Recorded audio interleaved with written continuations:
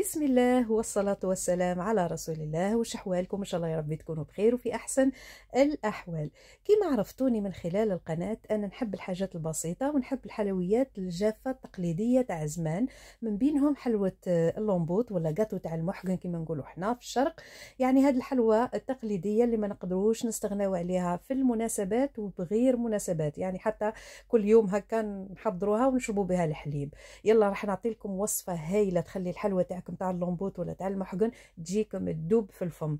هنا عندي 3 بيضات بحرارة الغرفة، يعني البيضات تاعي راهم متوسطين، لا صغار خلاه ديروا 4. كاس تاع سكر ناعم، لافاني، رشة صغيرة تاع الملح لتعديل الذوق، ورايحة نحط كاس تاع زيت نباتي، نفس الكاس اللي يعني اللي كيلت بيها السكر نحطوه الزيت. ورايحة نحط كاس تاع المايزينا اللي هو النشا راح يمدلها واحد الخفة والطراوة ما شاء الله. هنا خطوة مهمة جدا، اللي حابين الحلوة تاعكم تاع اللومبوت تجيكم خفيفة وتدوب في الفم لازم تضربوها مليح، يعني واحد 5-6 دقائق وانتم تضربوا حتى هذاك الخليط تاعنا لونه يبيض ويولي القوام تاعو كريمي. هذه يعني قلت لكم خطوة مهمة جدا باه الحلوة تاعنا تجينا خفيفة تدوب في الفم. كما تشوفوا راني ندرب حتى يعني شوفوا لهنا يبدأ لونها يفتح، وشوفوا القوام يعني الضعف ولا نوعا ما كريمي. هنا نحبس خلاص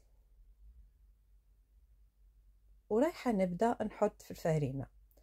هنا الفارينة نغربلوها بالحلوة تاعنا تجينا خفيفة. الكاس الأول، الكاس الثاني، ماذا بيكم تحطوا بالعقل يعني وتشوفوا. ورايحة نحط كيس خميرة الحلوى من صنف 10 غرام، نغربلوها تاني حتى الخميرة تتغربل.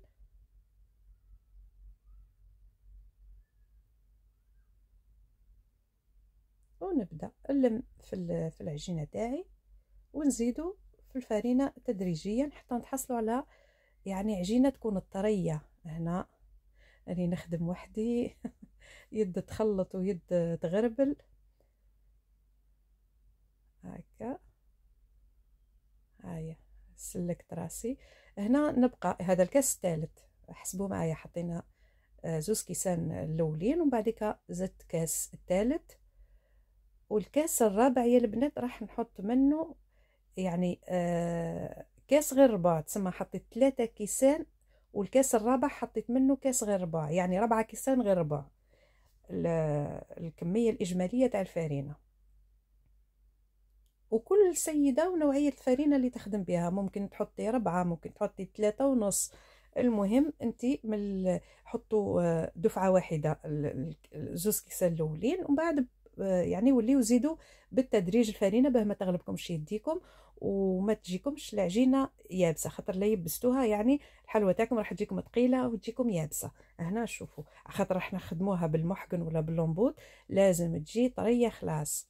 شوفوا كيفاش كما قلت لكم 4 كيسان غير 4 تاع فارينة الكميه اللي حطيتها. هنا جبت المحقن تاعي ولا اللومبوت ونبدا نخدم، ما نحطوا فيه لا زيت ما والو، يعني اصلا الفارينة راهي بالزيت وطريه راح تتشكل معنا بكل سهوله. ماذا بيكم وانتم تخدموا يعني تخرجوا في هذيك العجينه من المحقن ولا من اللومبوت، ماذا بيكم دوروها كفتلوها هكا باه تجي الشكل تاعها مليح، ابرموها. فوالا هذه الكلمه اللي كنت اخمم فيها، تبرموا هذيك العجينه باه يجي شكلها باهي يعني تجي متحوفه. والكبر نتوما تتحكموا تحبوهم كبار صغار كيما حبيتوا، انا نحبهم صغار شويه مع اللي يكبروا ويتنفخوا يجيو سوا سوا. يعني حلوة بسيطة لكن عندها بنة خاصة، خاصة أنه هذه الحلوى نحب نحضرها. وعلاه؟